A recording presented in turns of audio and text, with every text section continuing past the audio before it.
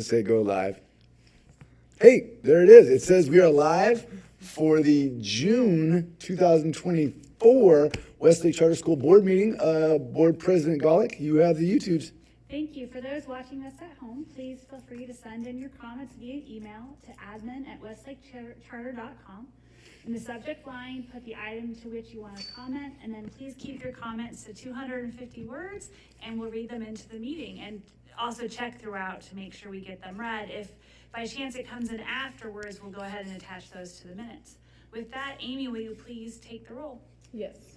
Hope? Here. Sean? Here. Josh? Here. Meredith? Here. Amber? Here. Suzanne? Nerali? Here. Amy? And Ann? Here. Perfect. That brings us to celebrations. Who would like to go first? Nerali. Awesome. Oh yeah, it's like racing like in Family the Feud. Hitting the button. I was just telling Ann about this, but I was really, really excited to see the 8th grade graduation in person. I love how our school calls out the student, what they want, where they want to go, just the ambition, the drive that's really prepared as they enter high school. Loved it. So I really want to celebrate all the 8th graders. Thanks for being on the stage. It's good to have you. I'll go next. I'll celebrate my son. He is officially a middle schooler. Thanks so much. But I loved hearing about that. I'm so bummed I missed it. I just love that culture of just like academics and even them looking that far out. That's incredible. So Yeah, good stuff. I will celebrate the same thing I did in governance. Emily Batten, it's been wonderful to work with her. She Yeah. started here the year that my oldest son was in kindergarten. 2013. Yep. Yeah. So she's been here, obviously a very long time. She's done a lot of great things here. Excited for her to move on to the next chapter, and we just appreciate all she's done. Yeah, I love it. Hey, Debbie, want to play? Yeah.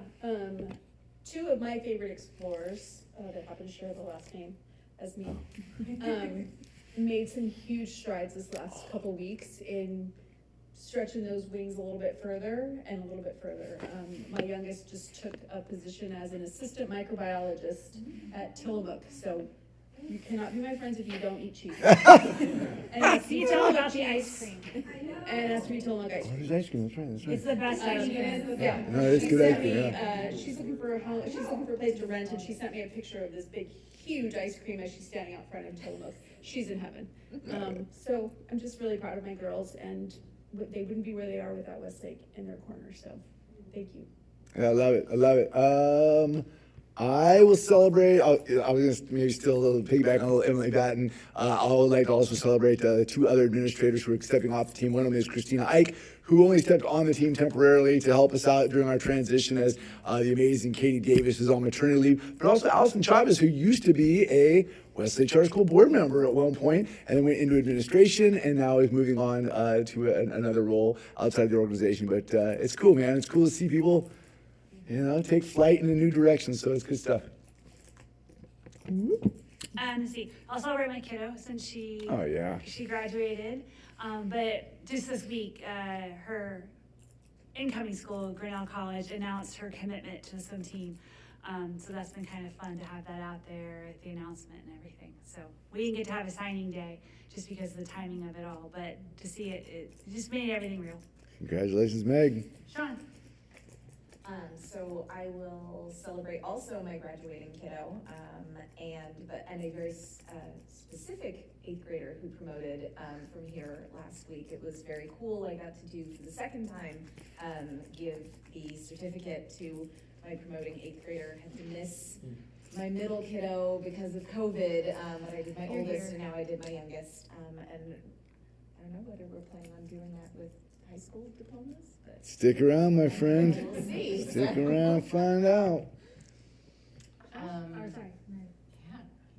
Sorry, I Gosh, Sorry, right? fast. Skipping over, Not the way to start. I will celebrate 1 week ago, although it feels like a year ago already. Abby Grimaldi just did a heck of a job on the high school field day. Yes, she As did. you know, we're in a temporary facility over there, and her creativity with what we have and her ability to just like really lean into everything. It just makes it so fun for the kids, and they had a great time. Yeah.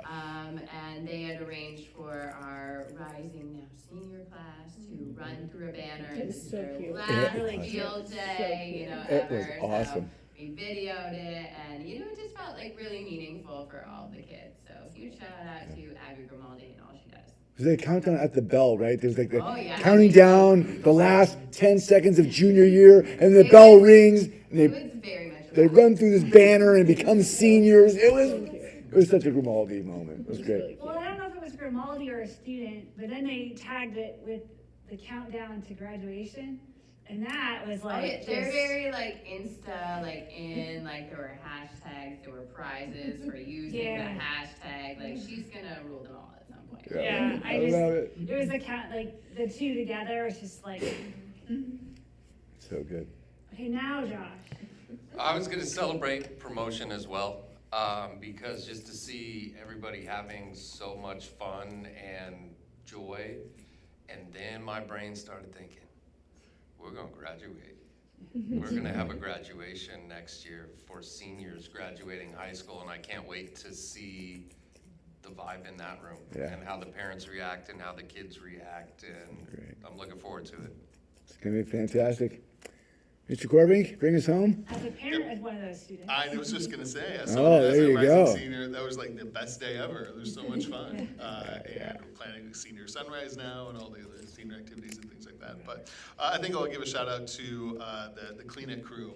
As the staff are mostly gone and kids are gone for the summer, the crew is here and just busy and hustling and making sure the campus is on its way back to being perfect for when kids return in the fall and staff return in the fall. So they are actually here right now and doing all the things they do. So shout out to Clean It and the crew. They do a great job for us. Yeah, it's a good call. Thank you. Any board comments for items not on the agenda?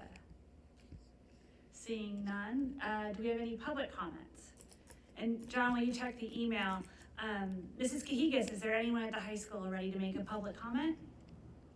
There is no one at the high school. Thank you.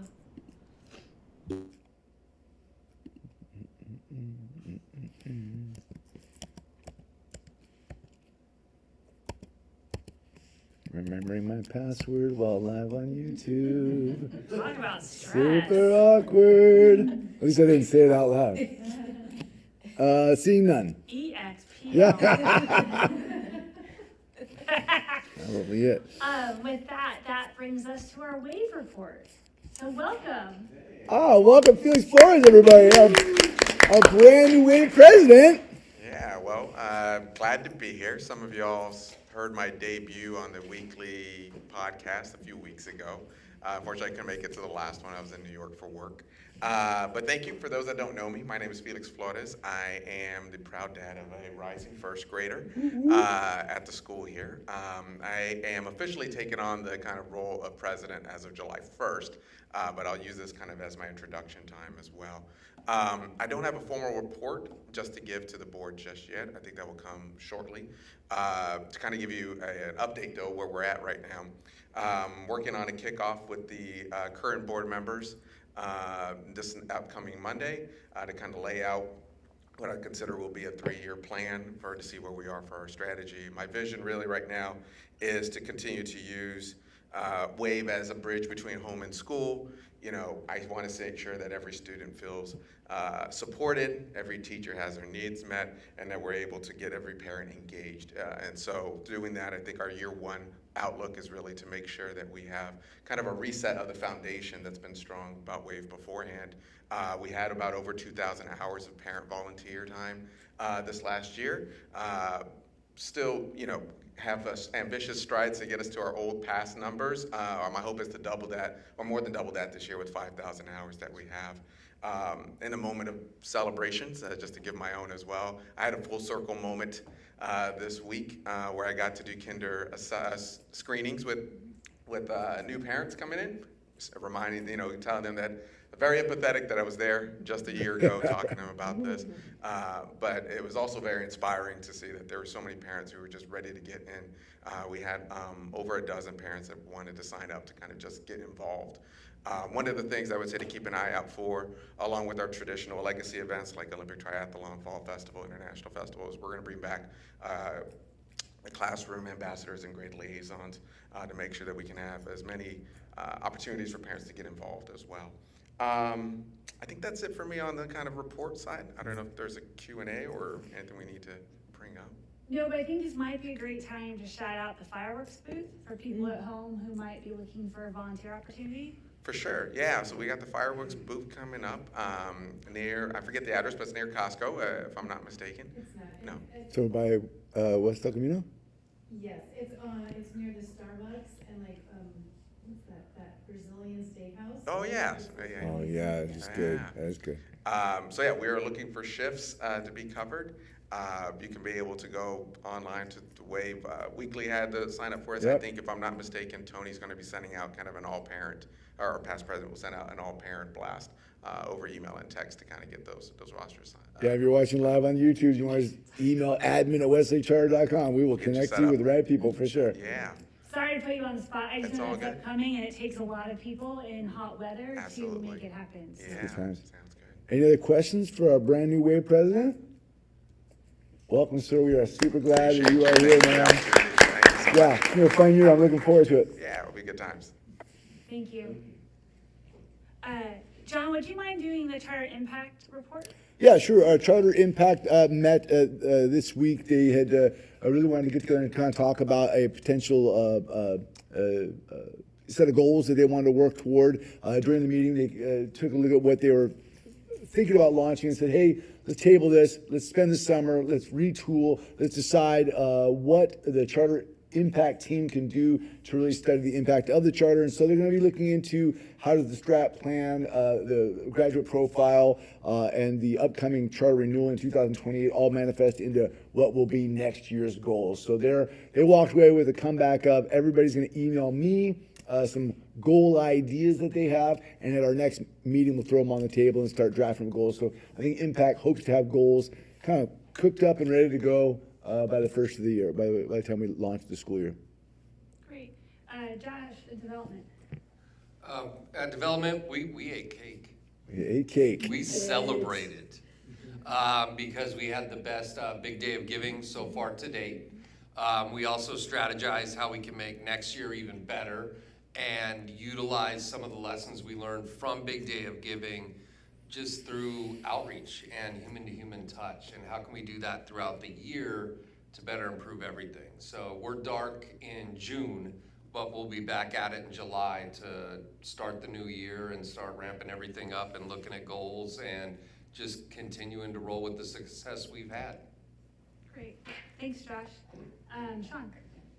So finance, we got a great presentation from Steve about the budget, recommended that it be brought back to the board. It's on the agenda for this evening. We also are not meeting in June, and so we will be back in July. Perfect. Governance met tonight. Specifically, we recommended for adoption item J on consent and L. We had previously recommended, I believe, K. But all the policies on the board's agenda tonight have been reviewed by governance. We also spent time looking at policies that need to be updated and work to bring it back to you in the future. There's about 6. There's always policies, but we'll bring those back in due course. With that, that brings us to our consent agenda. Yeah, Oh, I go was straight to skipping you again. you skip me 2 years in a again. row. Oh, yeah, right. 2 years in a row. You want to go? I mean, you can go if you want. No? Well, back to me. All right. Oh yeah, I got it. All Sometimes right. the agenda just moves up on the screen. I'm just like, Yeah, let's go. no, I know. I was moving it. Well, welcome everybody. Thank you all for being here today. Happy summertime. It is a wonderful time of year at Westlake Charter School where the children are off having tons of fun and we're cleaning up. Literally and figuratively, there's like some cleanup and there's some cleanup. I do have celebrations followed by strategic actions and updates.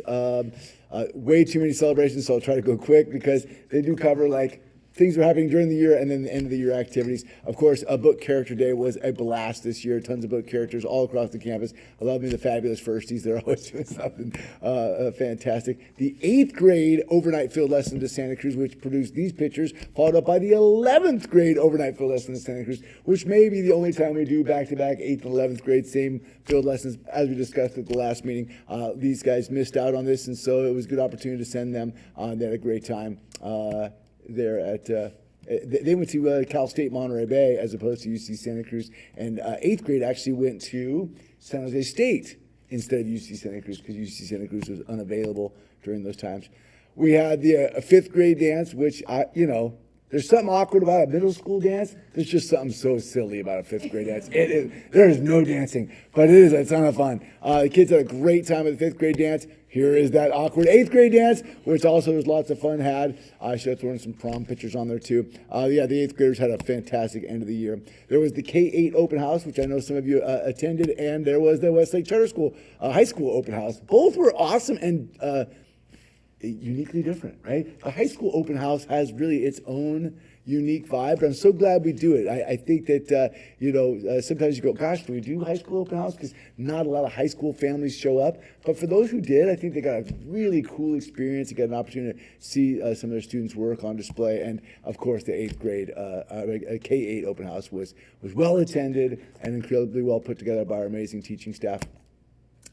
Induction mentors and mentees, all of those who are new to the industry, who are going through induction to clear their credential. Each one of them is afforded a Westlake Charter School mentor, and they go through the whole year of learning, and at the end they kind of celebrate the work that they've done. It's a 2-year program. Some of them are graduating out, and some have one more year to go. Look at all the WAVE events. I'm glad Felix is still here. Buckle up, man. Look at this. Just so many amazing events that, the WAVE is, percolated throughout the year. We wanted to kind of celebrate them, as we wrap the year up. This is the annual picture of Steve and I at the because if you take the picture from the back row, which Hope likes to do, then I look like, Piglet, and Steve looks like Winnie the Pooh. We're like holding hands, but if you take it from this angle, Steve's head gets cut off, which to me is funny. Okay, this slide's just for me. However, So this is a very good report. all silliness aside, our financial report to the Natomas Unified School District was very successful. Obviously we reported a positive budget, which is always wonderful for us to do, and we were able to answer any questions that were kind of thrown our way. Mrs. Trustee Harden asked each of the charter leaders, "Hey, what was the hardest part of this year for you guys?" And everybody to a T kind of had the same kind of similar situation in that, we're no longer what we would consider post-pandemic. I think we're post-pandemic, but we are all still dealing with that bubble of behavior that came back from the pandemic. So I wouldn't say it was nice to hear everyone else have the same struggles, but I guess misery loves company. We all went, yeah, that was interesting to hear everyone else talk about that. Love the Westlake Charter High School Theater Showcase right there in our black box theater at the high school. Big celebration there to see that space being utilized so well. And of course, speaking of theater, the Rumpus in the Rainforest, first grade right there, was a packed, sold-out house. Great job to the first grade team for putting that on. And I wonder if we have a picture of Aloha coming up. Maybe we do. The field day at the high school, done by Abby Grimaldi, was so fun and so different than the way it rocks at the K-8. But it had a touch of Grimaldi all the way across it, which means equal balance of fun and kind of a classy, Grimaldi puts together a great show. Everybody had a ton of fun. It was great to see our students engage. Our Glee concert, with special note, our 8th graders back there. These 3 amazing 8th grade students in the back, one of them being Carissa Block, who's kind of our intern. She sets up this room for our board meeting every month. Shout out to Carissa Block. Those 3 girls right there did a wonderful job at the Glee concert, but they also sang the national anthem at their own promotion, which I was like, it was really good. They did a great job. So shout out to Mrs. Songer for all of her work on the Glee club and producing such amazing singers. And speaking of singers, here's our Aloha to Kindergarten performance at the end of the year, where our kindergartners sing goodbye to their kindergarten year. So much fun. Of course, the shout out there, 8th grade promotion, and all of our amazing students walking the stage. I thought, bless you, it was a special gift to hear where all the children are going, right? Hey, this student plans to go on to this high school and on to this college. But one thing of note was, I believe there were 79 or 81. One of those two numbers is true. I'm going with 81. There were 81 students who said they're going on to Westlake Charter High School, which whether it was 79 or 81, it would be our largest number to date of matriculating 8th to 9th grade students. So big shout out to the team for all their work getting these 8th graders across that stage. And then we had this end of the year breakfast, which was so fun. If you'll remember at the beginning of the year, we did this launching. What are you doing with the trash can? Well, I was trying to protect us. I was terrified. So we were doing, at the beginning of the year, we did this launch to 2025 to get out to graduation. Oh, it's this shirt right here. Countdown to 2025. So, of course, Melissa and the team came up with this rocket launch theme. These 2-liter bottles filled with vinegar and some kind of thing. And every team had to decorate them and then do a cheer or a song about their team. It was hilarious. And then we went out and launched them. And then this one didn't launch. And so Melissa went over there to shake it up. And I brought the garbage can over there. I was thinking mission control. Like you're just protecting yourself. Oh, she could have got her own garbage can. Seriously, she's a grown-up. We also wanted to shout out that we did our Teacher of the Year and Classified Member of the Year. Big shout out to Sally Hubbard as our K-8 Teacher of the Year, Bryce Lennon as our High School Teacher of the Year, and to Alejandra and Fatima on our 2 campuses as Classified Members of the Year. Big shout out and real celebration for everyone in the room. And this is my last slide. I really dig this, man. This student wrote a phenomenal, I should have put it on the screen, a phenomenal little note to the judges. Dear judges, I hope you pick my illustration as the t-shirt contest, but if you don't, I still wanted you to know why I did what I did. And she said that in 2nd grade, the People Who Make a Difference Wax Museum, this is an 8th grade student now, so impressed upon her the importance of making a difference that she wanted to capture what she studied from that 2nd grade unit all these years later as an 8th grader and memorialize it and bring Everest into it. And I thought, oh man, that was really cool. So that'll be our next year's t-shirt for our student t-shirt. All right, so there's a lot of celebrations, but end of the year is always exciting.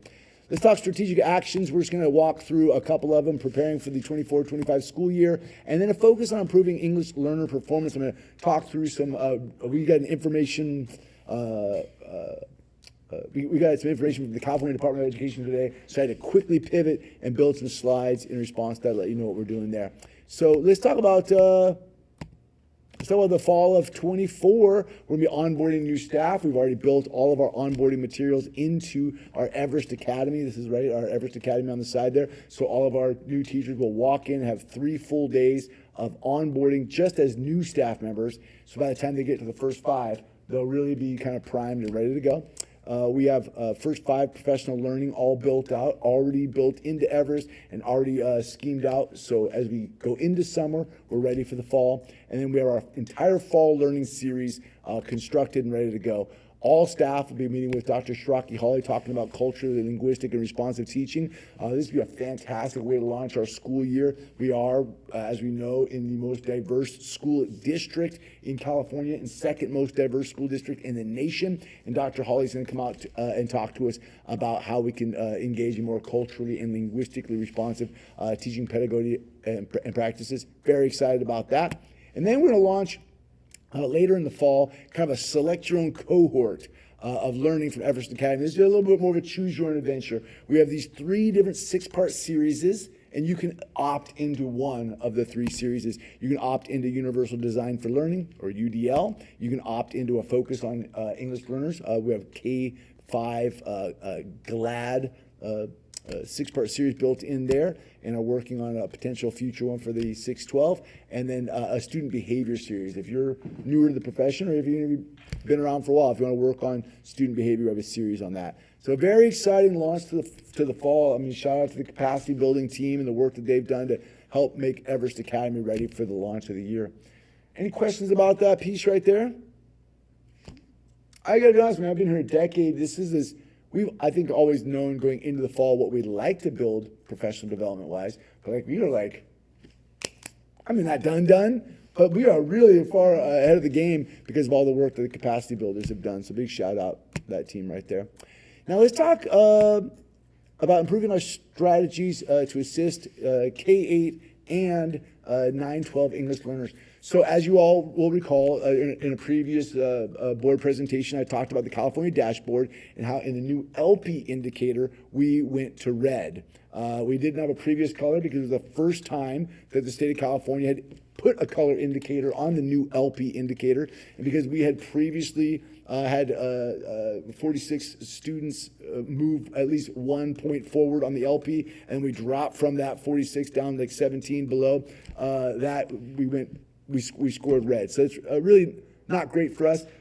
We did, disaggregate the data and look at it and go, hey, we knew going into this expansion moment for us that expanding into high school was going to have, a large impact on our data. I think I was targeting CASP as we unpacked LP and recognized had we not expanded, that indicator would look a lot different. That's okay.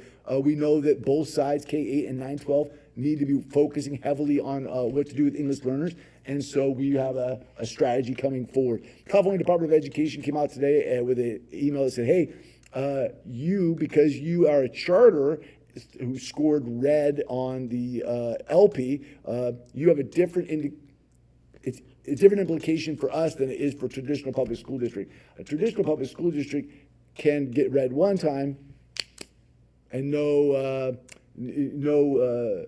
ramifications. Charters, though, if you get red one time, you're placed on a list called low performing. Yeah, it's devastated. So if you're a school district, you have to go twice, 2 times in red to be considered low performing. So we are now considered low performing in this area, which means we have to update our LCAP, which we've done tonight, to reflect what type of work we are doing to bend that data. It's unfortunate, but the minute we saw that it was red, we started the work, and so we've got work to do. So what are we doing to support our students? So there's integrated and designated ELD, English Language Development.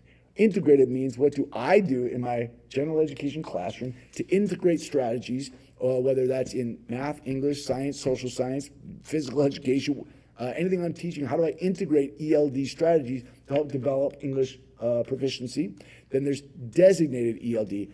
What do we specifically set aside and say, no, we're teaching the English language strategies for students to move forward on the English language development standards themselves. So in K-5, our integrated strategy is Project GLAD.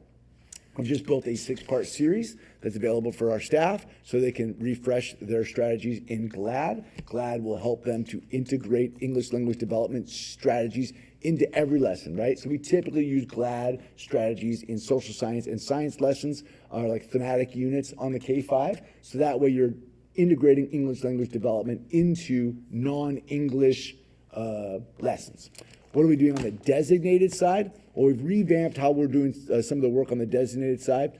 K-5 will be doing ELD groups with credentialed teachers multiple days per week, which will be a big stretch for us. That'll be a big growth area for us. And at the middle school, they'll have an elective with a credentialed teacher during a year-long elective class.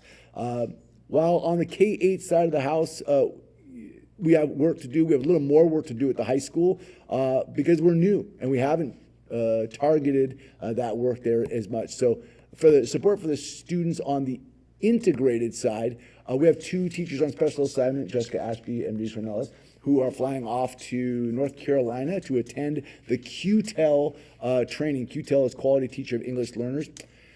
It's not a curriculum. It's much like GLAD. It's a teachable framework that teaches any teacher of any content area how they can target English language development strategies within their content area. So if you're Mr. Marr, the chemistry teacher, and you wake up on a Monday morning going to teach chemistry, you're also reminded, well, if I utilize these strategy, I'm not only teaching chemistry, I'm developing the English language development standards for those students who qualify as English learners in my classroom. Truth is, both GLAD and QTEL, as frameworks for English language development, are really just good teaching strategies, and so they're good for everyone. So you may have a child who's an English-only student, but they will benefit from being in the classroom where these strategies are being utilized. So we're sending these teachers off to be trained in this in the hopes that we would then build it out as a learning series for the rest of our staff. In the designated ELD side of the house in high school, we are offering an ELD course in the master schedule. That'll be a first time for us, and so that will be an elective course for English learners who have not moved forward or made progress on the LP.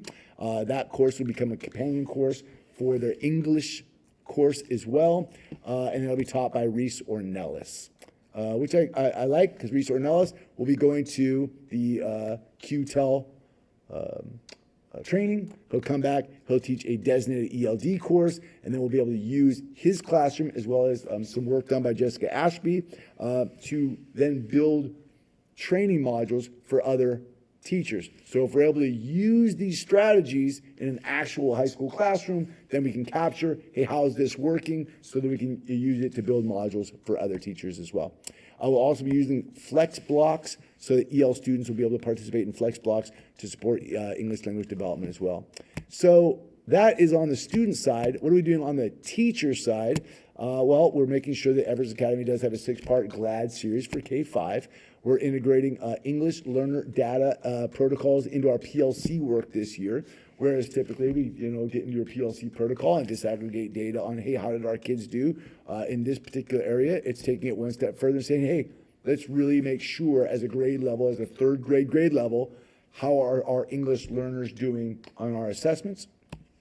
And again, we are sending those 2 TOSAs off, and what they're going to do is come back with new skills that we're then hopefully going to be building into a learning series in Everest Academy that mirrors kind of that K-5 series. So it's something, we would like to first experiment with, see that it's an appropriate framework that we want to adopt, and then start building some learning series that we could use 6th through 12th grade. So,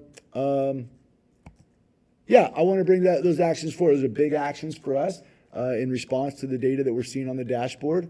And I wanted you guys to know about it. In the LCAP today, you saw an updated board brief that indicated that this news had just come out from the California Department of Education and that we are responding as such.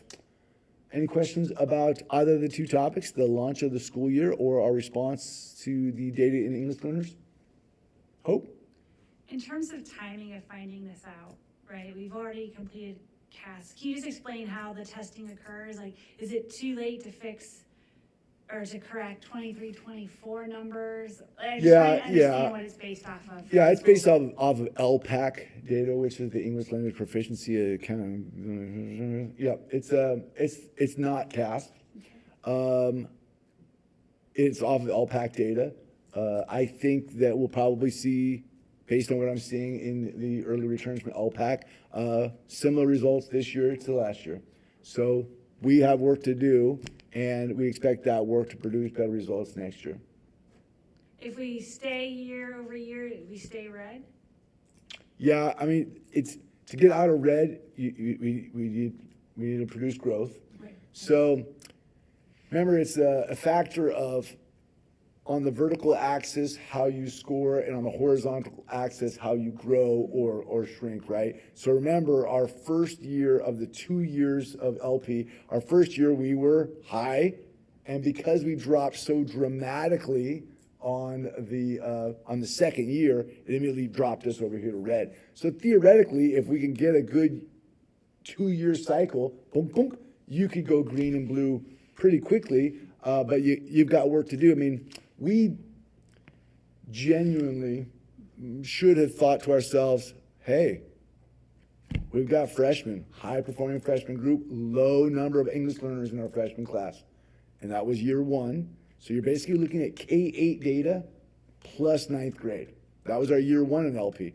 And then year two, we had a whole new group with a high number of English learners in it, but we didn't have a lot of these strategies in place. And to be fair, several teachers at the high school were like, hey, what are we doing about our English learners? We're like, yep, we're trying to strategize on that. And then bam, the test scores come out. And I think as we all talked as a board about growing a high school is going to create some data, some less favorable data as we grow out. We thought it was about CASP, but this first 2 years we didn't have CASP at the high school. And now we will. And as you will see this summer, it's going to show, even though our high schoolers are, that 11th grade class is a high performing class, no 11th grade class performs as well as a 3rd grade class, typically. So deciding to be a K-12 charter school has a different ramification than to have rechartered as a K-8 and a high school. Separating our data like some of the other charters do may have had some benefit if you didn't necessarily want to weather the storm that we're about to go through. And it's uncomfortable, but it's not insurmountable, and it won't be forever. No, I mean, the thing that I always, in all my time here, I've appreciated is that you never hid from us that there would be these ebbs and flows in data as we expand K-12, but also the fact that we're iterative, and so we make progress step each time. Yeah. I only ask regarding the timing, so that people are prepared that there could be a second year of red, and then if you could just again remind.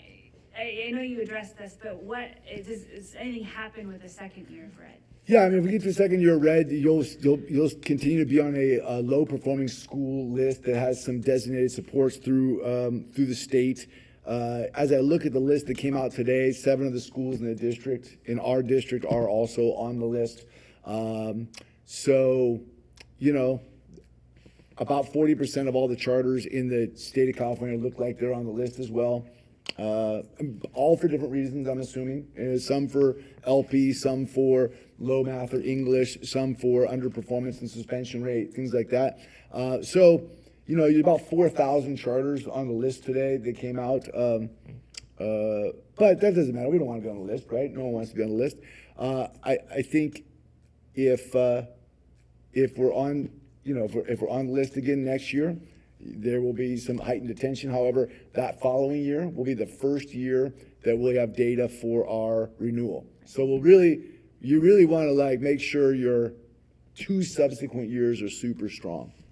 And that was actually going to be my last point on this, and just reminding the board that our charter doesn't come up for renewal until 2028. And so if you're on impact, and Anne is certainly aware of this, we do have the number of years, right, until the data starts really being applicable to that process, which gives us time to institute these changes. And either way, this is not something we would hide from, right? We would spend time in the charter document addressing how we got here and what our plan is moving forward and certain. Yeah, this year's data that we're still kind of waiting on the final results from will produce the 24 dashboard, right? And we're red on the 24 dashboard. That will be our second red. Then we'll do this. The LPAC data from next spring will produce the 25 dashboard. And it will be the next 2 dashboards, the 26 and the 27. Those will be the 2 dashboards that create the data that will be included in our charter. So while nobody wants to be red and nobody wants to be in these positions, you go, well, better now than 2 years from now going, oops, that was bad timing. And look, full transparency, I think we talked for a long time about eyeballing CASP, and I think we just didn't know LP because we'd never seen it before. Now we've seen it, now we get it, right? LP is a brand new indicator. So this year was the first year that the indicator issued a color, and it happened to be a year that we went from high to low, and we'll adjust. Sorry, thank you for the. No, you're good. You're good. I'm just trying to expand it for people who are maybe watching from home for the first time. Yeah, it's good. Any other questions, thoughts, or concerns regarding Dr. Galley? Yeah, Yeah, I'd just like to add that I think Reese is absolutely the right person to lead this work at the high school. He's done a lot of like personal work on his own. Yeah. I'm really excited for him to, be a leader both in and out of the classroom as he does that work. And I think, a lot of teachers also are hungry to do better and to learn alongside of him. So while it's Yeah. like not good news tonight, I think that we have a lot of growth in front of us. I think we have people who are eager to grow. Yeah, yeah. I mean, it came up at our leadership conversation. Several teachers were like, "Hey, should we start a committee on how to?" And this is before the LP came out. Hey, what can we do to improve our practices in English language development? So, yeah, I think Reese is going to do a great job here. It's really interesting too, because if you look at the number, if you kind of play the numbers game, if 6 kids made 1/4 measure of growth, the whole thing turns around. And you're like, wow, because we're not a district with 15,000 kids. We're a school of 1,500 kids, and you got 123 kids designated, and at the high school you got this small group, and some of them, genuinely went backwards, but could have only gone backwards because if you know them, you're like, but maybe we just forgot to tell them how important it was. And so you go, oh, these high stakes moments. A handful of 5 or 6 people would have made, the whole thing go away. But that's what we'll work on next year, along with making sure that everybody gets access to, appropriate instructional strategies and curriculum and time. Having a class, for better or worse, it might be like, I don't want this class. Well, good, then work really hard and you won't have to. But also for those who genuinely need that time to develop those skills. So we'll set that aside. Good? All right. Updates then, K-12 enrollment, K-12 staffing, and 9-12 facilities. There's those alohas right there. So this is, not a number that you are unfamiliar with. We have 1,000 kindergarten through 8th grade students, as we always do. As you know, in the facility use agreement that you read, we are targeting to cap out at 500 high school students. Really hard to do, because this kid moves, this kid comes in. Like, it's hard to stay right at 500. Well, shout out to Melissa Grunholz. You have 140, this is as of today, 140 ninth graders enrolled, 128 10th graders, 110 11th graders, and there's your 122 seniors. Do the quick math. You're exactly 1,500 students right now. Not a student over, not a student under. So good, big shout out to the team right there for all that enrollment work. And we're excited to have seniors. Man, it's going to be fantastic. It's going to be fantastic. There's Ms. King in a gondola at the boardwalk with the 8th graders. That was super fun.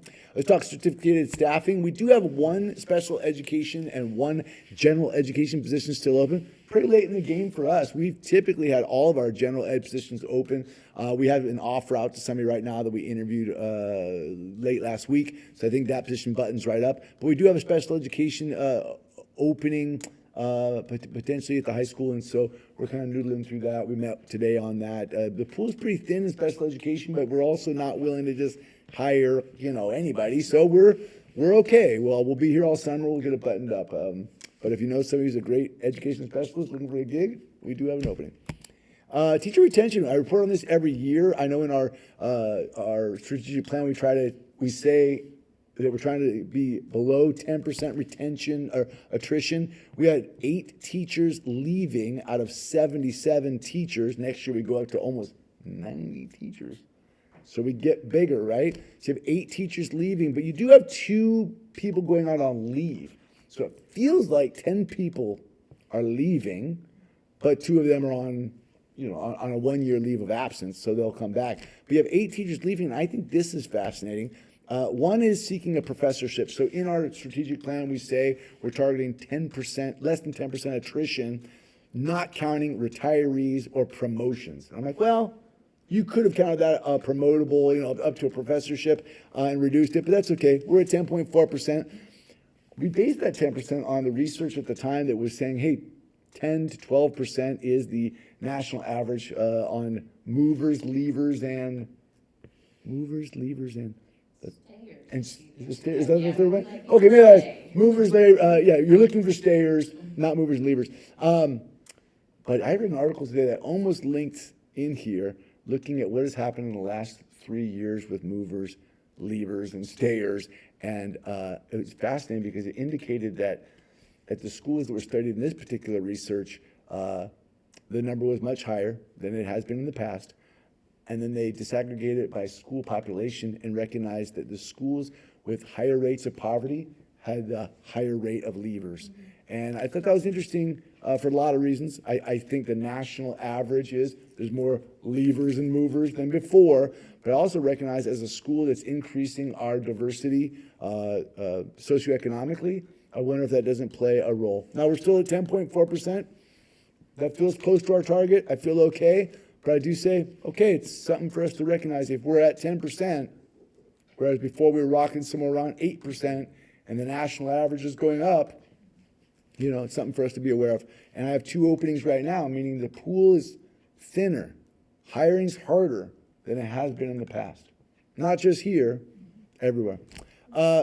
One seeking, oh, sorry, Raleigh? Question. This is when we're saying 8 teachers are leaving. I mean, there could be people that are moving for personal reasons, out of state, things like that. Yeah, I was gonna put that down. Yeah, it's great. So I have 1 seeking a professorship. I have 2 who are moving over 100 miles. One of them is moving to Nashville, who's recently been married. Very excited for her. And one who is moving to Southern California and is going to get a job at Avison. If anybody remembers Avison, it is started by our friends Dr. Steve Rieger and Sebastian Cognetta, who have helped our school in our time. So we have a teacher leaving to, I think it's some part of Los Angeles, Thousand Oaks or Million Palms, or I don't know. So we have 2 moving. We have 3 leaving the teaching profession. That's real right there. 2 of those left during the school year. So 3 leaving the teaching profession and then 2 changing schools. So like, these are leaving the industry. These left our school. I know both reasons, and you know I've talked to both. And these ones, you know, hey, people move. And I'm really excited for this particular person who does a phenomenal job for us, but is really, has always said, hey, John, I'm going to finish my master's degree and seek a professorship. And she has an adjunct professorship right now, but she's really seeking a full-time professorship. Any questions on that? Cool.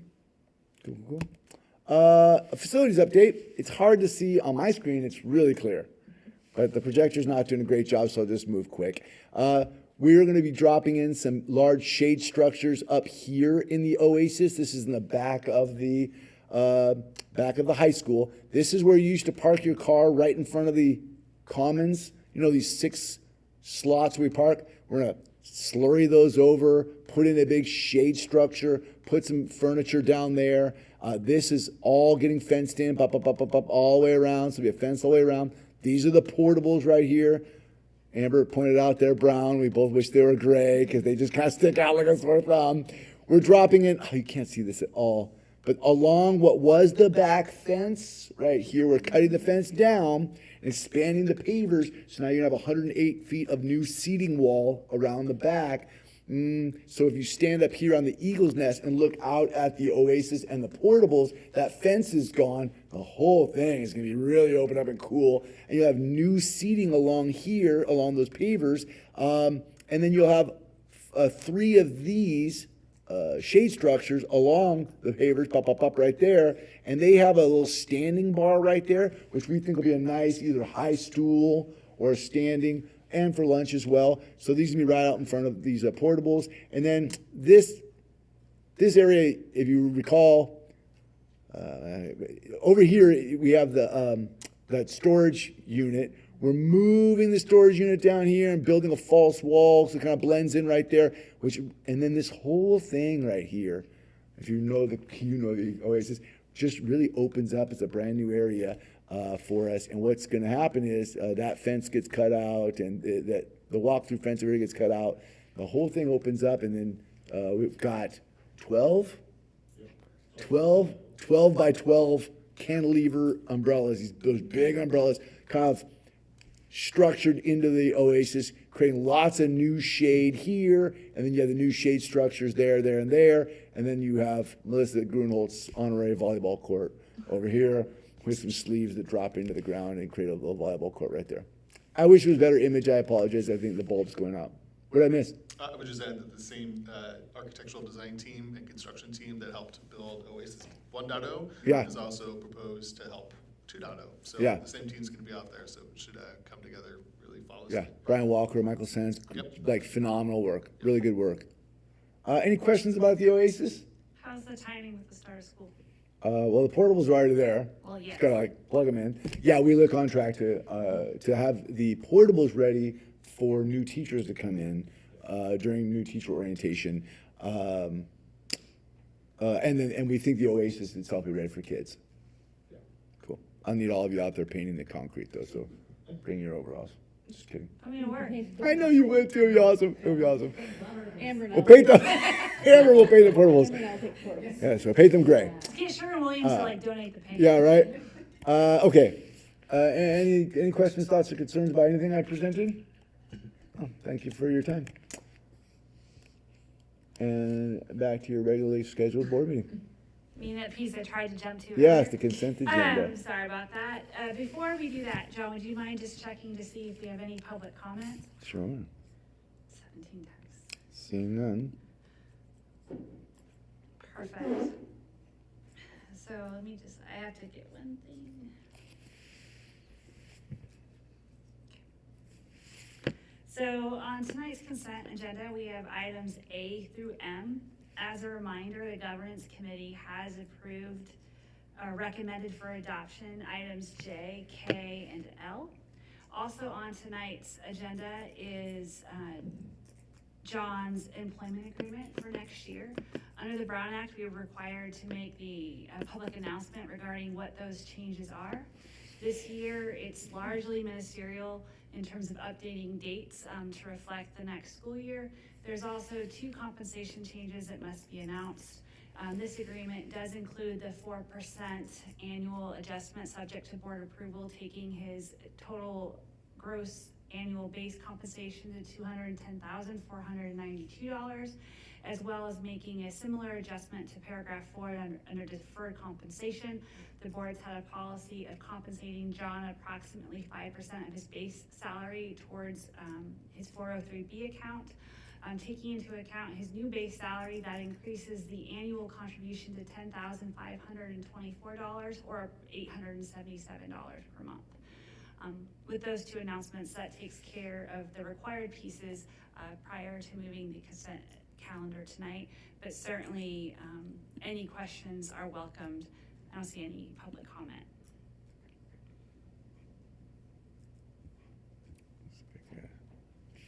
Expecting a comment from my wife, you know, thank you or something. I hope your wife's not home watching us. I'm sure she's not on watching this. I will move consent. Thank you. Is there a second? I'll second. Thank you, Amber. Oh, Wait, hold on 1 second. Oh. Sorry. Just go home. 1, 2, 3,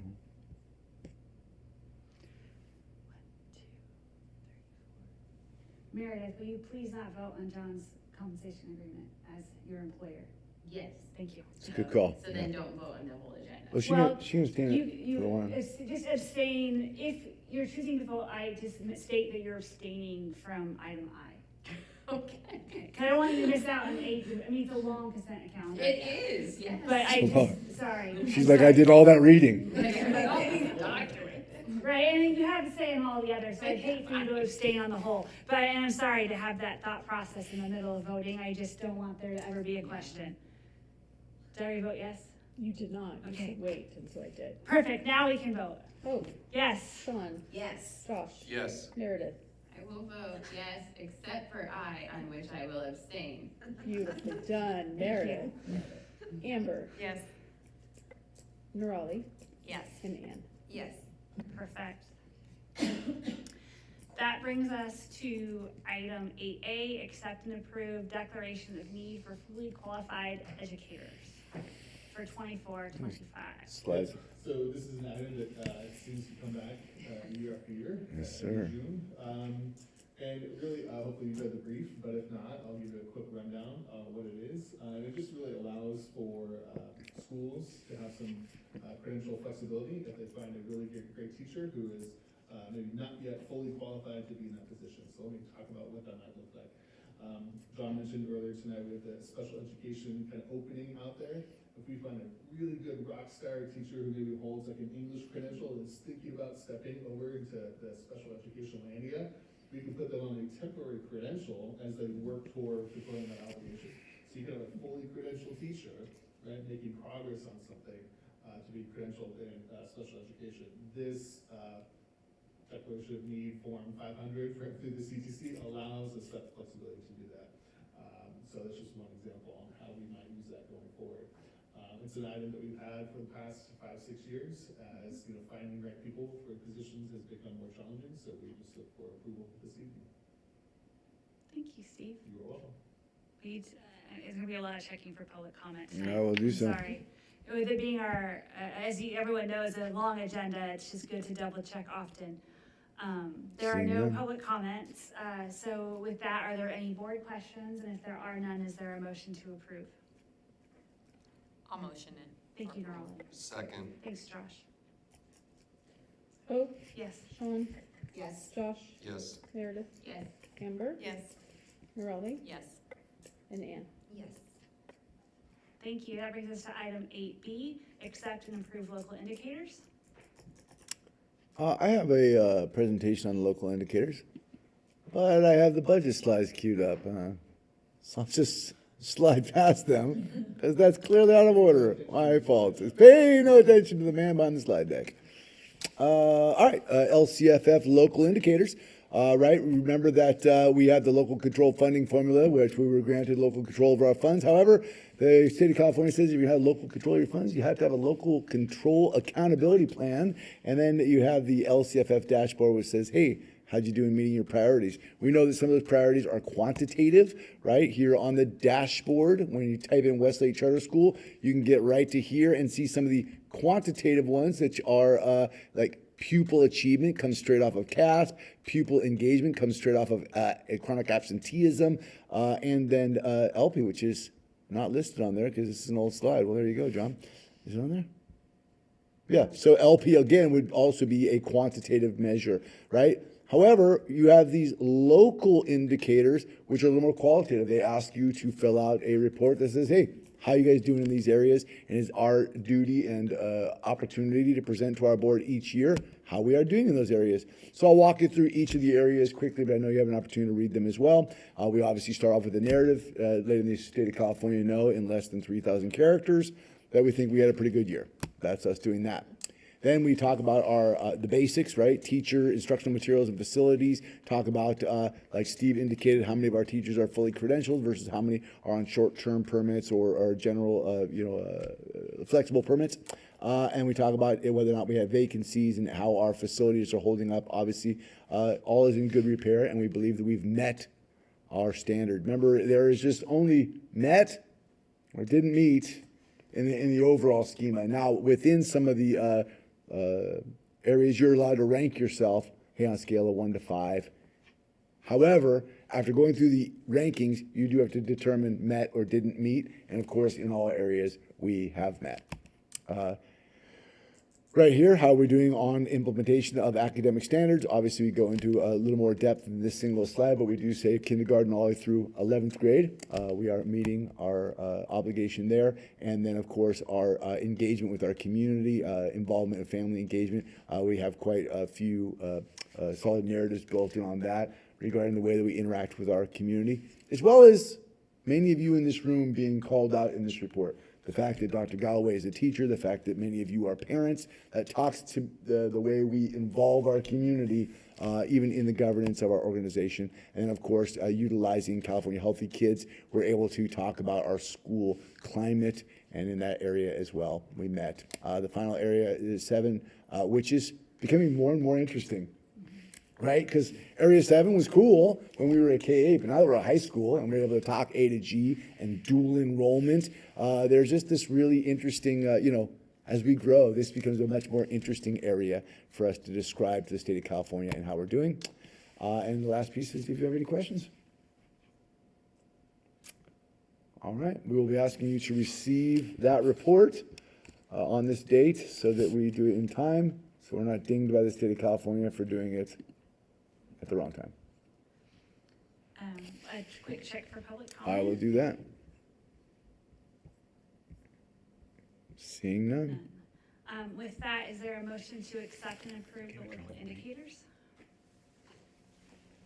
So moved. Thank you, Josh. Is there a second? I'll second. Perfect. Hope, Yes. Sean, Yes. Josh, Yes. Meredith, Yes. Amber, Yes. Nerali, Yes. and Ann. Yes. No, I knew what you were doing. It's weird because it's like dark, but not too dark, but Yeah, I know. annoying dark. Like I can't see. It's just the angle of the sun at this point, I Yeah. think. And that brings us to item 8C, accept and approve the 24-25 local control and accountability plan. It's true, so it's in the packet along with the brief earlier today. Some adjustments were made based upon the data that had come out. Thank you for all the comments that had come in. So again, the LCAP has been updated based upon the data that has come in and has some specific actionable information around how we'll focus on EL supports over the next couple of years. So if there are no other questions, we would just seek approval before we head to the budget. Is there any board questions? I guess, and then refresh the email box. Oh, yeah, don't mind if I do. All right, I'll move item C. Perfect. Is there a second? I'll second. Great, and just for the record, there were no public comments. Amy? That's great. Hope, Yes. Sean, Yes. Josh, Yes. Meredith, Yes. Amber, Yes. Nerali, Yes. and Ann. Yes. Now we get to the fun one. It is a fun one. Everything is fun. Item 8D, accept and approve the 24-25 budget, which is, I'm sure, do you include anything about the legislature today? No, because it's still so new, right? And so we're trying to see whether it actually goes across the governor's desk or not, so. What about our cut of the parking revenue? Totally, right. Is that broken out? This is not broken out yet, right? Oh. Not broken out yet. We'll talk about the 24 budget right now. As Hope had mentioned, the legislature just passed it out of both of their houses onto the governor. As you may recall, they need to pass the budget and have it signed by June 15th. If not, they don't get their paychecks. So something usually goes through by June 15th, even if it's a fake budget that they kind of fix after the point. So the governor will likely sign it by the end of the month, hopefully. And so we will have a budget. And of course, additional trailer bills will come out in the end of this month, July, August, September, as they kind of clean up all the work that they're doing. So, but we'll talk and get more details tonight. Yeah, he has until June 27th. 27th. And then don't be surprised if there is quick changes. He has the ability to strike out, so Yep. Yep. we'll see, we shall see. So we'll walk quickly through Governor's May revised proposal. It's been over a month since the governor came out with his pitch for the next fiscal year. When he did come out, he proposed to solve a couple different budget problems, this year's budget problems, last year's budget problems, and the following year's budget problems. There's budget problems up and down the state in this single budget swoop. So Governor Newsom usually does big things, very big. And this is one of those things, right? Solving multiple year deficits in a single swipe. Part of his pitch was no new taxes, which is always favorable among voters. He was going to declare a budget emergency so we could start to access some of the rainy day funds that the state has set aside. You have to declare a budget emergency to be able to do that. And also just cuts up and down the state on many, many different programs. So those were linked, I think, in the brief as well. There were probably like 8-10 pages of them. So if you really wanted to go through and see where all the programs that were proposed to get hit, those were in there. But really it was hitting on many programs up and down the state. With the exception of education. Education was largely spared from his initial May revise proposal. And then he also talked about the 1.07 COLA. If you recall back in January, we were looking at maybe a 3.9 COLA, percent COLA, and then I was like, well, maybe it's going to cut down to 0, and maybe 0.76, but actually he came out once the data was all finalized to a little better than 1% COLA, or cost of living adjustment. Then once the legislature got a hold of it, they started to tear it apart. They wanted spending to continue on a number of different programs. There's a middle class scholarship, which actually I think did make it across the finish line. They wanted more spending on conservation, environmental studies, dam studies, things like that. So they were just looking for spending to be a little more consistent on some of the programs the governor was looking at cutting.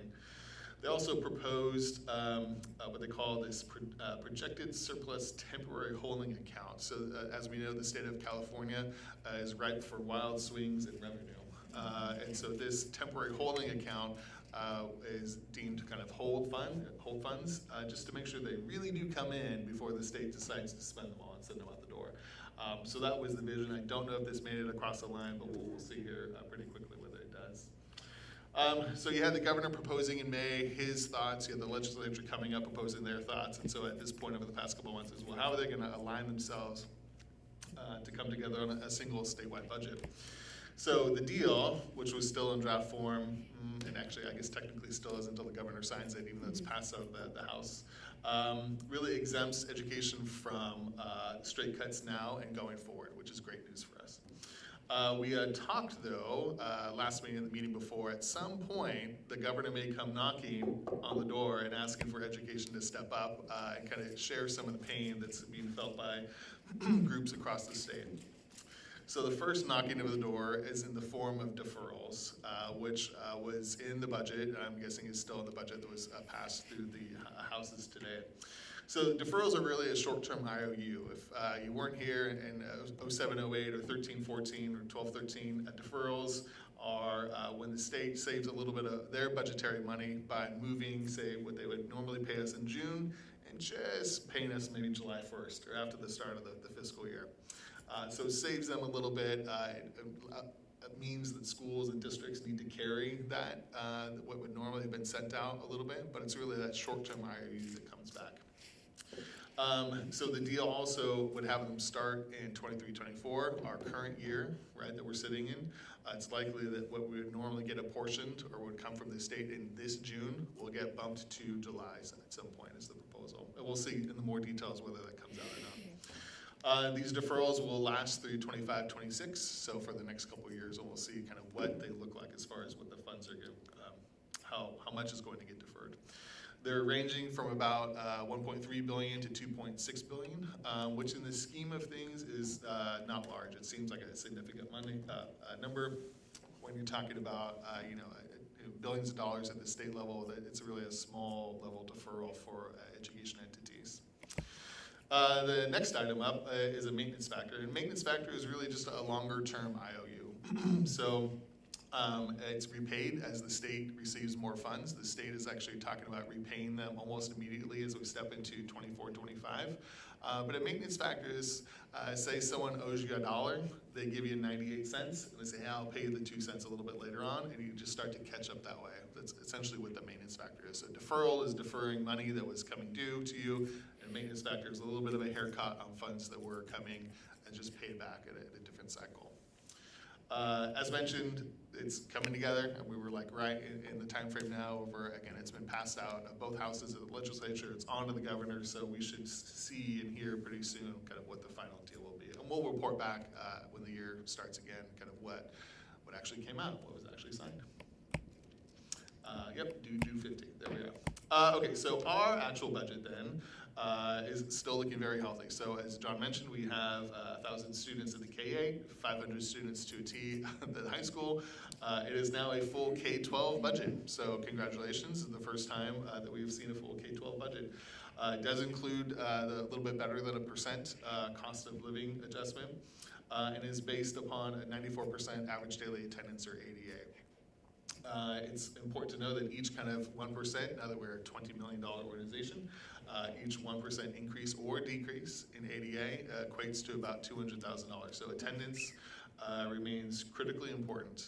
There were times during the COVID era, where we were giving some grace on attendance, and the state covered everybody, including charters.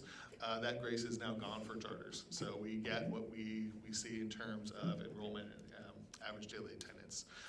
Unlike districts who have 3-year rolling averages and other mechanics they can play with, we get, again, who comes to school on a daily basis.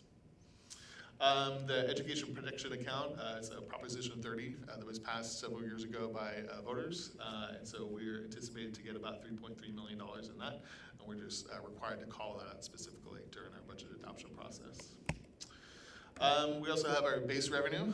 Base continues to generate revenue for the school, which is great. WAVE contributions in there.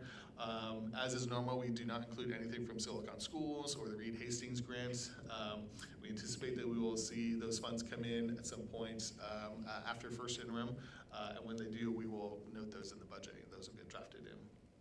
I believe this is the last year of Silicon Schools, and it will be likely the last year of Reed Hastings. So Reed Hastings pays $1,000 per growth in enrollment, and since we will be essentially capped at enrollment, it is unlikely we'll see more significant dollars on that going forward. Yeah, so total revenue then, looking at about $13.8 million in local control funding formula, that 3.3 from the Education Protection Account, special education funds at about $1.5 million, other state funds including lottery, mandates, all those things, again, $1 million. Local revenue is about $300,000. So altogether, we've broken that $20 million barrier. So congratulations, you are the board for a nonprofit that runs a $20 million operating budget. Then we get to look at the expenditure side. So that was how the money comes in. This is where the money goes. So largely goes towards salary and staffing, about a little better than 78%. If we were to include some of the professional services teams that we use, including Clean It, Lawn and Other, it would be a little bit higher than 80%, but they are also included in the budget. Facilities is also in there, including the expansion on East Commerce. In the FUA that is in your packet tonight, you see we should have some cost sharing between Natomas Unified and SLNet, so that's included in there. And excitingly, the facility rental and other graduation-y things are also included in the budget. So, you know, as you're building out for 12th grade, you're like, what are all the things we need to ensure that we're planning for? And those things are in there, so it's super exciting. Also on the Education Protection Account, we're asked to call it specifically not only what the amount is, but where it's going, and it's all going towards certificated staff and benefits. Next up, thank you to Ms. Caillou for helping us put together, and her staff, including Janet Bailey. They do a fantastic job in ensuring that everything is articulated as we're in the budget development process, so the board can adopt a budget that includes all of our curriculum pieces. And it does include everything from all of our math adoptions, Illuminate, everything for specialties and ROAR, and all the programs, Delta Math. I mean, all the things that our teachers and staff use on a daily basis are all included in the budget from an expense standpoint. So again, a shout out to her team for making that happen. Next up, just a summary of the expenditures. You can see kind of running down the list there from payroll and books and services and benefits. Again, we're looking at about a little bit more than $19 million on the expenditure side as well. So $20 million on revenue, 19.5 on expenditures. Quick math shows that we'll be adopting hopefully a positive budget this evening when the votes go through. Just another way to look at it, the good old pie charts. On the left, you can see the revenues, again, heavily depending upon state funding. So as the state goes, so does our budget. The LCFF, about 70% of all of our funding comes from that. And then on the right side, you can see just the breakdown by expenditures, and again, mostly on staffing.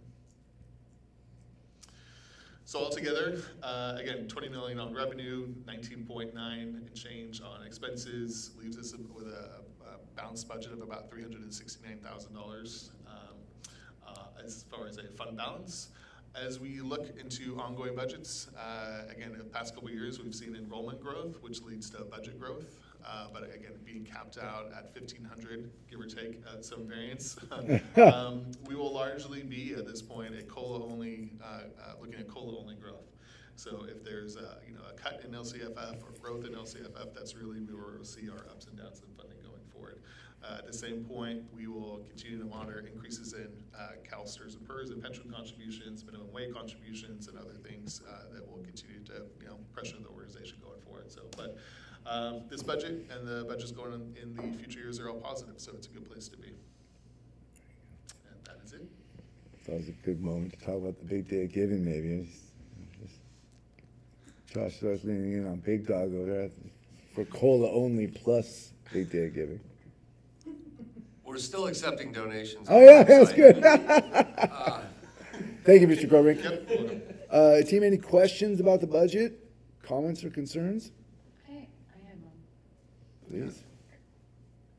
Thanks for that. I was wondering if you could help me just understand the increase in professional services expenditure. It looks like, I mean, maybe my math isn't mathing, but it looks like from 2024 to 2025 to the following year, it looks like an increase of about $200,000. So I was wondering if you Good catch, yeah. help me understand. Sure, yeah. So as we look at in out years, right, we've seen increased costs for all of our professional services. Particularly in this year, we had a staffing need. We were going to look at a SLP, speech language pathologist, to bring aboard. We identified some more needs in that area, so we ended up actually contracting with an entity to pick up 2 SLPs coming to the next year. That in itself is a $330,000 expenditure for 2 staff members that are contracted. And what was the previous expenditure on that particular line? We had 1 SLP, and it was probably 120?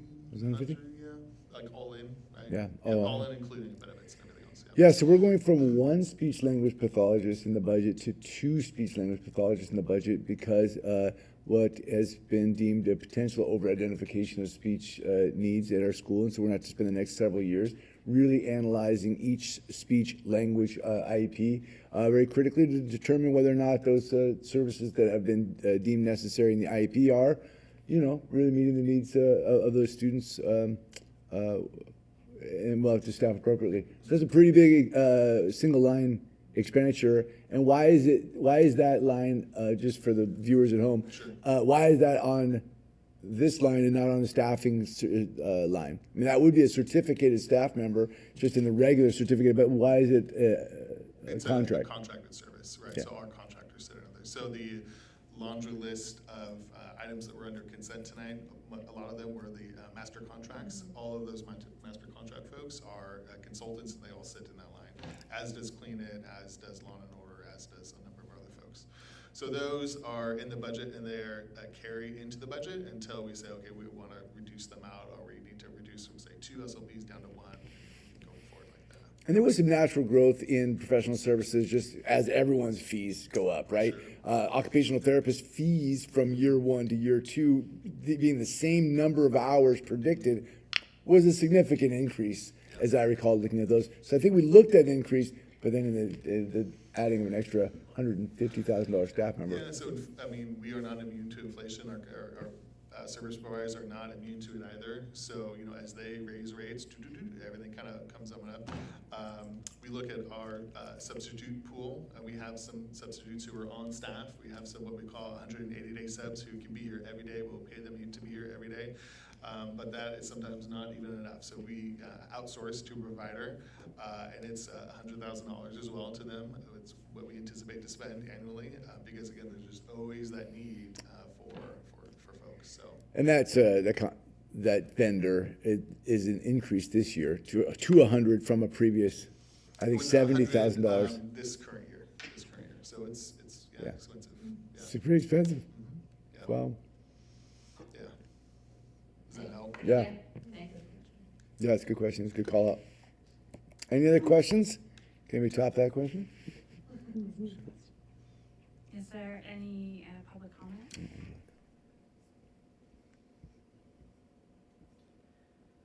Seeing none. And then Sean, as finance chair, if you want to make a comment before you move the item or just move the item or whatever you would like to do is fine by me. I will comment that was a good question. And then I will move the 24-25 budget. Is there a second? I'll second. Thank you, Amber. Hope, Yes. Sean, Yes. Josh, Yes. Meredith, Yes. Amber, Yes. Nerali, Yes. and Ann. Yes. That brings us to item 8E, accept and approve facility use agreement by and between Natomas Unified School District and Westlake Charter School.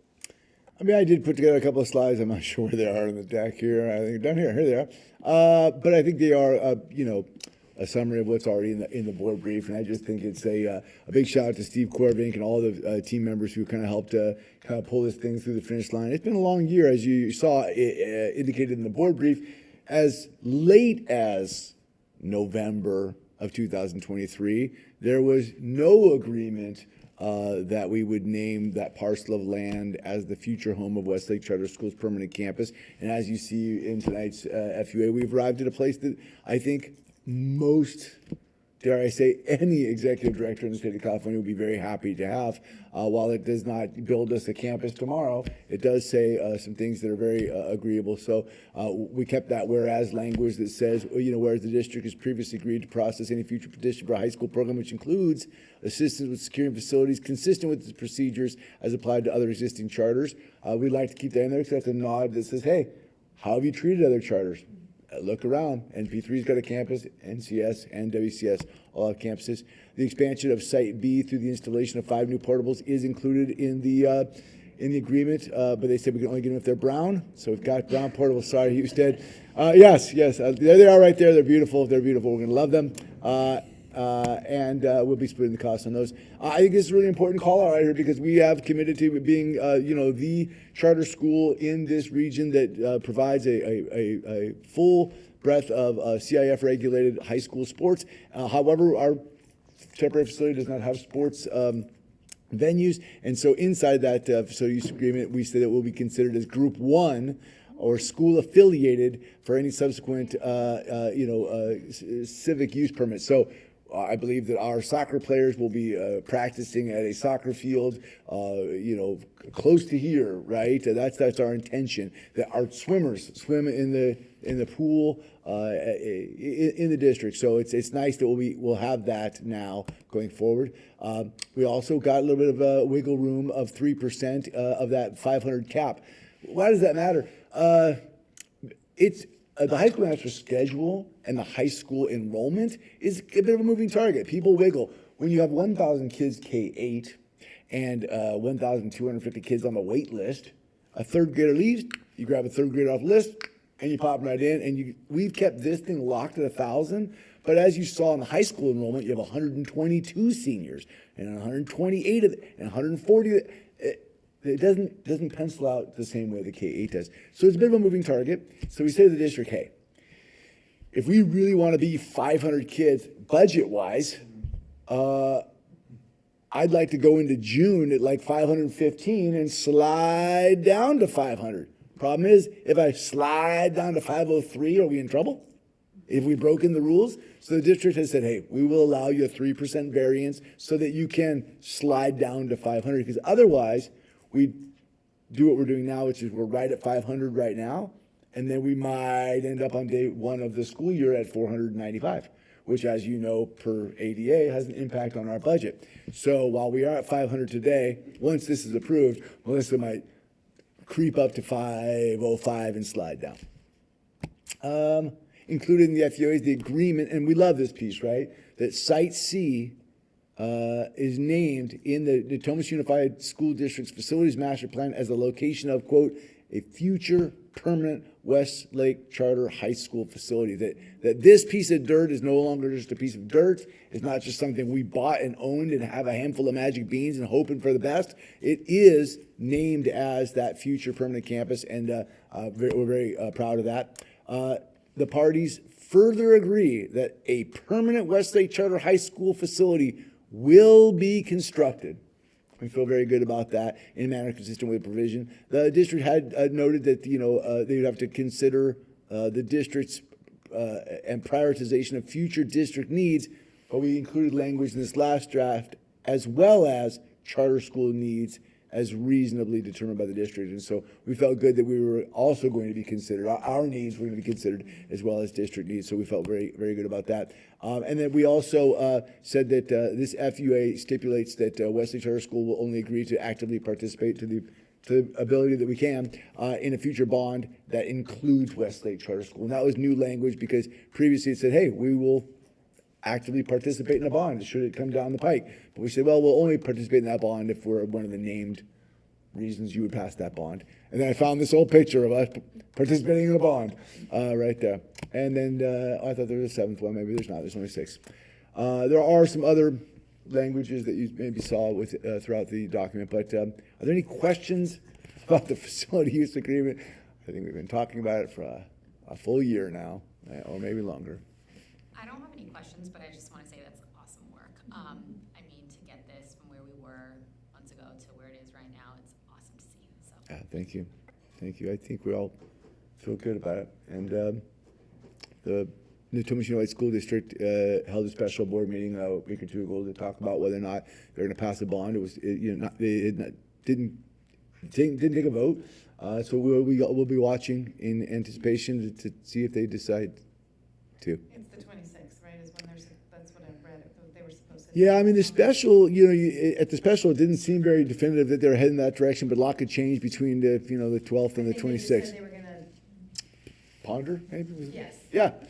So we'll see. I mean, we'll see how that plays out. And of course, we will be there, in support of if it goes that direction and play our part as well. So, yeah. They have different timing concerns because the impartial analysis has to be written by the county no later than E88 prior to the election, and so you have to get it in. The board has to approve consolidating that action, the bond vote, with the November. Like, there's just a lot of steps there, which unfortunately for local agencies, including school districts, really advances the timeline to which they have to, take these actions. It's kind of good for us to be able to read the tea leaves and know what they're going to do. But I feel for them in the fact that it's really truncating the timelines to which they have to work. It also happens to fall on electoral or on a ballot where they have 3 board members. We believe will be up for election. I mean, just a lot of moving parts in this particular election for them. Additionally, one thing I don't think your slides addressed, maybe how do I tactfully say this? East Commerce, at least for the period of this FUA, stays ours, or stays our rental? Yeah, yeah. So rental this, our home? yeah. So the East Commerce facility is our Site B through the duration of this FUA. This FUA only goes out to 2028. Even if a bond passed tomorrow and the NUSD said, let's build a high school right away. Even if that were the case, I still think we would probably have to be in East Commerce at least for a few more years, because it will take a year to decide what to do with the money, then a year to do architectural designs, and then it would take 18 to 24 months to actually develop. And so I think, well, we've got 3 years ahead of us in East Commerce, even with a best case scenario, I would assume 4. And so we'll be on to our next FUA deciding that. But this FUA allows us to be in there. Now, there's a couple caveats. If the 2 parties come together and agree that there's a better location that we should all consider, if Centene said, hey, you can have the whole building, come on over and we'll build your soccer field. The 2 parties would have to agree to that. At one point in a previous iteration of the FUA, there was this, if the district found a better place for you, we'd all talk, and it was like, well, the new language says the parties have to agree to that. And then there's the regular termination language that's always been there, termination language area, section 20, which indicates that either party can give the other party a 12-month, hey, let's back out of this thing. I just want to make sure that part was clear, like we have a home. Yeah, and as we look at what we're investing in the Oasis and in the portables, and I mean, I think we'll be very comfortable where we are, and we have a solid agreement that says, it's ours, while we need it. Well, and this board certainly hasn't hesitated to take the necessary actions to make sure that what is a temporary facility does feel like our home. And so I just thank you and Steve and staff for the amount of work you put on that, and then the board's commitment to making sure that East Commerce is a facility we can be proud of. Yeah, thank you to the board. Honestly, I was working with Brian Walker today, the designer of the Oasis, and I said, hey man, you phenomenal work, love your work. And he goes, hey, you don't. He goes, we do school work. People don't do what you guys are doing. Everything that you're pouring into this temporary facility. He goes, this is so beautiful that you're thinking of this space and how it affects the kids' lives. You know, we see schools all the time, just like, well, it's a blacktop, it's a blacktop. But we took that blacktop and turned it into what they turned it into. So thanks for the support. I think it means a lot to our community and everything. I mean, the black box theater and the way with the commons and the spaces are utilized. Yes, it is a temporary facility, but it's a pretty good little space for our kids and our staff, you know? I was just explaining to my spouse maybe the importance of clean it and lawn and order as in terms of the social emotional support and the Yeah. welcoming space that we provide faculty, students in our community on this campus and on East Commerce. So Yeah. I just wanted to highlight that. John, will you please do one more check for public comment while I see if there's any other board questions? Seeing none, is there a motion to approve the FUA? I'll move the FUA. Thank you, Amber. Is there a second? I'll second. Thank you, Raleigh. Hope, Yes. Sean, Yes. Josh, Yes. Meredith, Yes. Amber, Yes. Nurali, Yes. and Ann. Yes. Thank you. We had no other discussion items tonight. In terms of future agenda items, Meredith will kindly raise the idea of it being time for a WASC update, knowing that this agenda was quite full this evening. John and I discussed, and we're really excited to bring back to you in August a WASC update. Exciting year. We have so much coming in this next year as we begin to celebrate our 20th year and our first graduating class. You're also going to be getting a survey. I'm just sort of looking for some information about how 23, 24 went as we plan into 24, 25, and then look at the strategic plan. I'm not going to give you a fixed deadline yet or expectation of when you might be receiving that, but hopefully soon. With that, did you have any other future agenda items that you wanted to bring up? Good. Perfect. That'll take us to reflection and sharing tonight one thing that worked well or one thing that would have been better if for you. No awards for going first, but if someone would kick it off, I'd really appreciate it. Ooh, Amber Oh, won. they're That going. was so close, Sean. I like how full the agenda was tonight. There were so many good things to talk about, great reports. I mean, the financials are always fascinating to me. So I just really liked how much we got done today. Great, and we'll go reverse direction. So if Anne, if you wouldn't mind going Yeah, next. absolutely. I really appreciated getting all the documents, but really, John, your presentations, just to see it a little differently was helpful going deeper. So thank you for that. Thank you. Raleigh?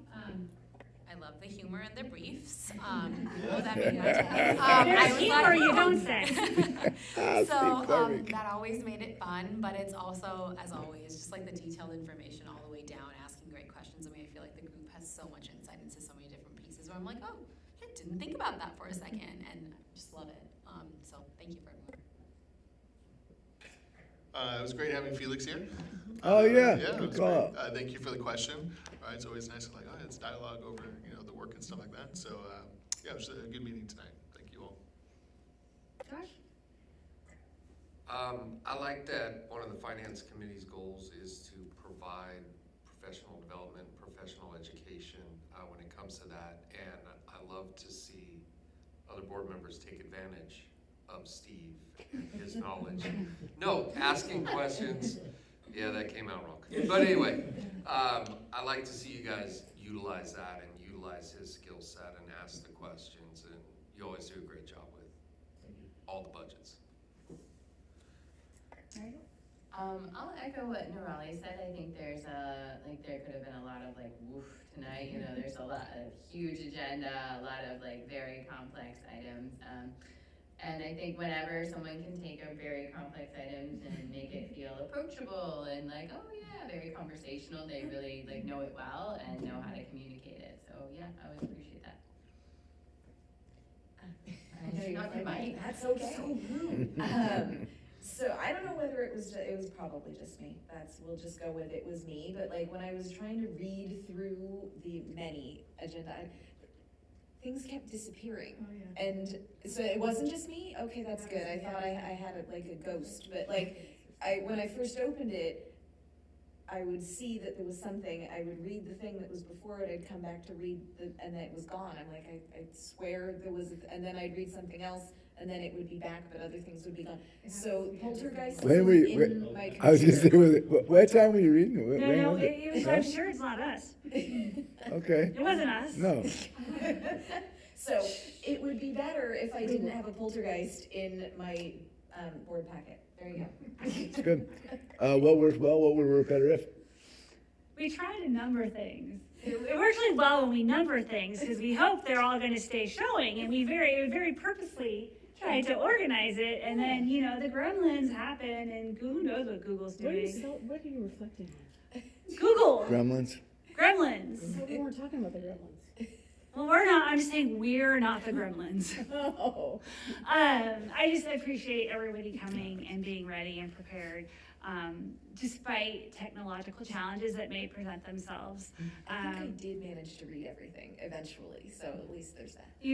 I would just say that you read everything. You don't need, you took action on everything. So let's just go with that. But no, really, coming prepared, and we didn't have, I'll acknowledge, we didn't have everything in, right at the start. It did have to build, but when you're putting an agenda of this size together, with the number of moving parts, and then, Steve updating presentations to take account actions that are happening real time. Just thank you for coming prepared and ready to participate. That worked really well for me. Yeah, I was gonna acknowledge the preparation of this board is obvious. It is, I know you wouldn't believe this, but there are kids who come to school having not done their homework. It happens every once in a while. People show up having not read the novel, whatever. You are not those students. It is so obvious that you read, you processed, you noted. It makes all the difference in this room, I think. But since you celebrated that, I'll celebrate something else. And I think I've celebrated this before or reflected on it before. It is what works well, I believe, is time on the board. The longer you're on this board, the more you understand the process of the board. The longer you're a part of the organization, the more you understand the organization. And that really resonates in this room because we're able to call back to things that we remember from 2 years ago or 5 years ago, or there is that. When a board or any group of people starts to have group memory, it makes things more contextualized and interesting, and you can go a little deeper. And so I love that because there's some people who've been on the board for a long, long time. Some people have been part of the organization for a long time but haven't been on the board for a long time. Some people who are newer but are, sinking their roots in. I just think that's a really cool part of this board.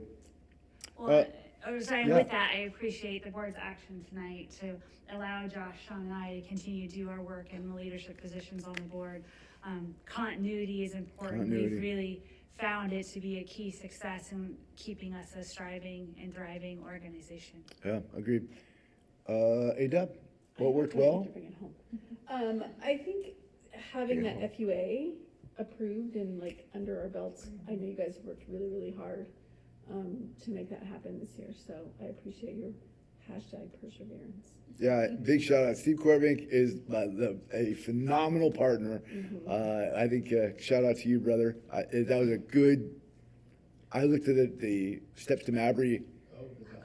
Yeah. 79-page doc right now. It's a 5-year-old doc, and there were little strands of that all the way through that arrived in this doc. So yeah, good work, man. Before we adjourn, can we do one last check for public comment? Sure.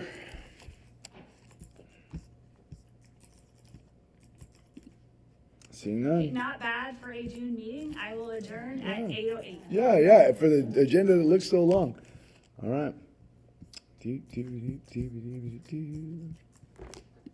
that.